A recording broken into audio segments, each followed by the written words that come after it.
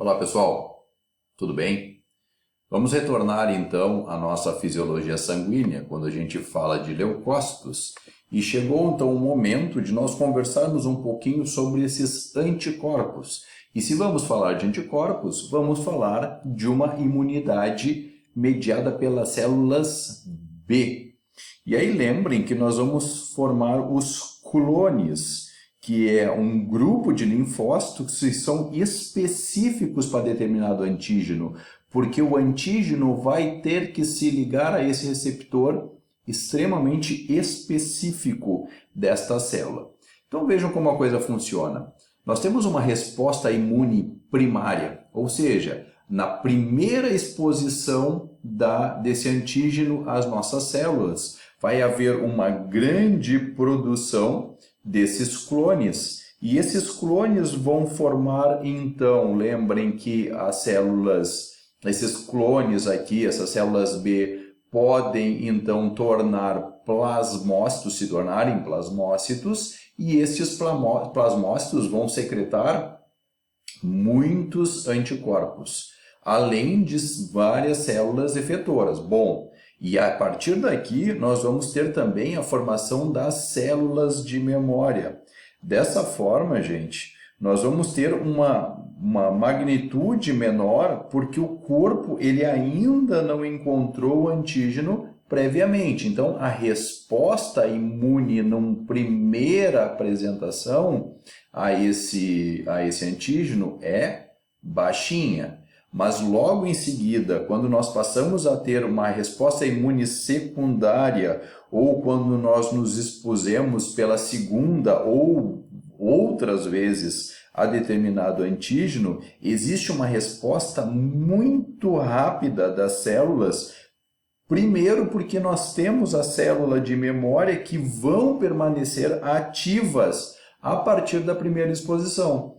Essa célula aqui, ela vai passar o resto da vida conosco. Então, toda vez que nós encontrarmos novamente aquele antígeno, a resposta vai ser extremamente importante.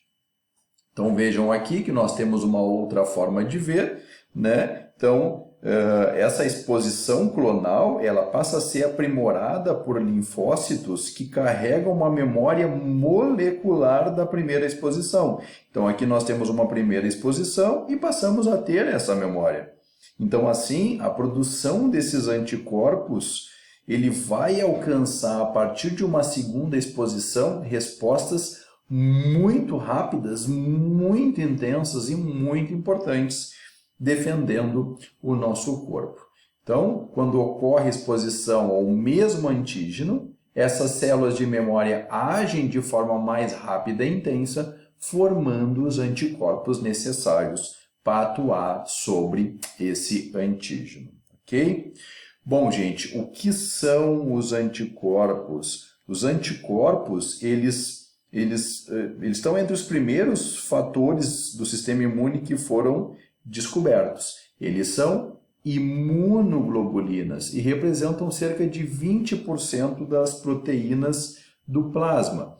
E nós passamos a ter 5 classes diferentes. E agora a gente tem ouvido muito isso por causa da pandemia do coronavírus, porque a partir dos testes que são aplicados para identificar se o indivíduo está ou não com o coronavírus, a gente analisa esta possibilidade ou essa efetividade a partir dessas diferentes classes de anticorpos. Esse anticorpo, o IgG, ele forma cerca de 75% dos anticorpos de uma pessoa normal.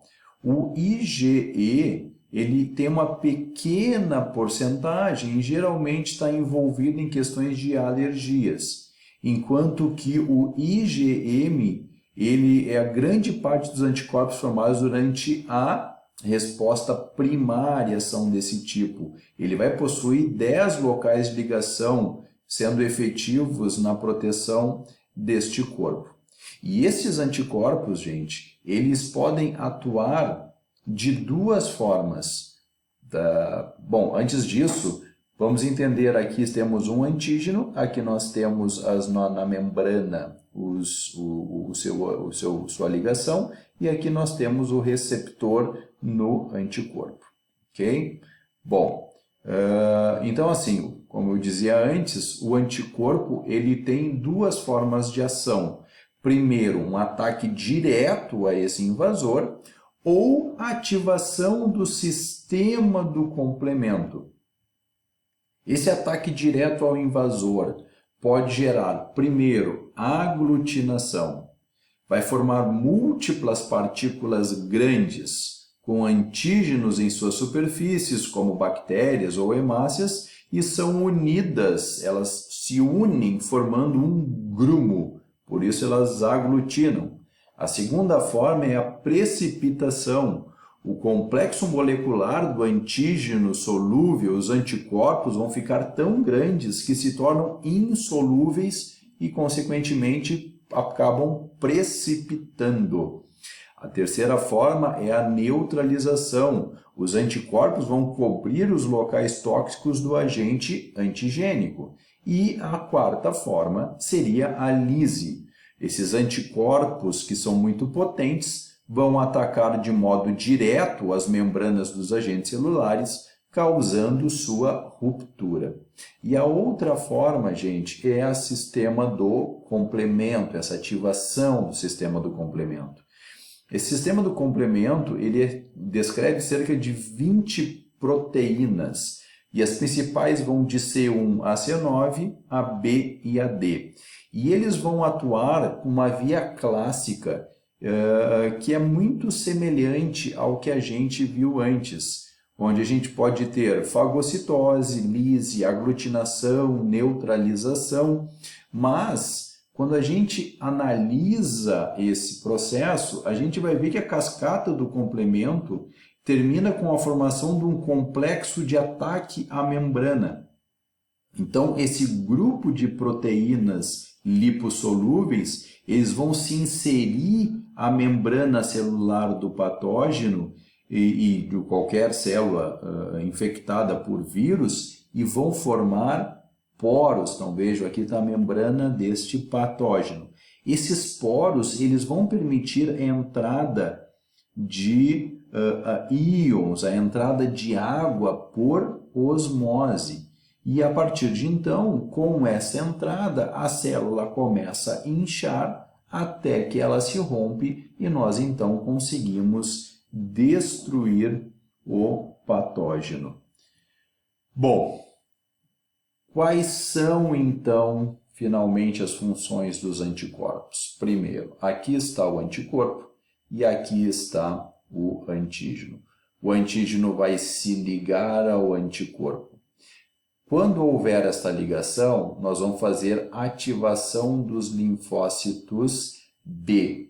A partir daqui, nós vamos ter formação de células de memória, para que fiquem mantidas no corpo e hajam a partir de uma segunda, terceira e assim por diante exposições a esse antígeno, e vai fazer com que os plasmócitos secretem anticorpos. Também vai haver uma atuação como opsonina. Lembre que a opsonina marca esse patógeno, facilitando o reconhecimento a partir de um macrófago, por exemplo, para que haja uma fagocitose aumentada. Isto vai gerar uma liberação de toxinas bacterianas que vão ativar outras células, como as natural killers e os eosinófilos, que vão vir aqui e atuar diretamente nesta bactéria. Ainda vai haver a degranulação dos mastócitos, que vão fazer com que outras células cheguem até o local e façam a degradação dessas bactérias e também a ativação do complexo do complemento, que vão agir gerando essa formação de poros e a destruição desse antígeno. Certo? Gente, sobre anticorpos era isso. Vamos voltar daqui a pouquinho para falar sobre a imunidade mediada por células. Fica um abraço e até breve.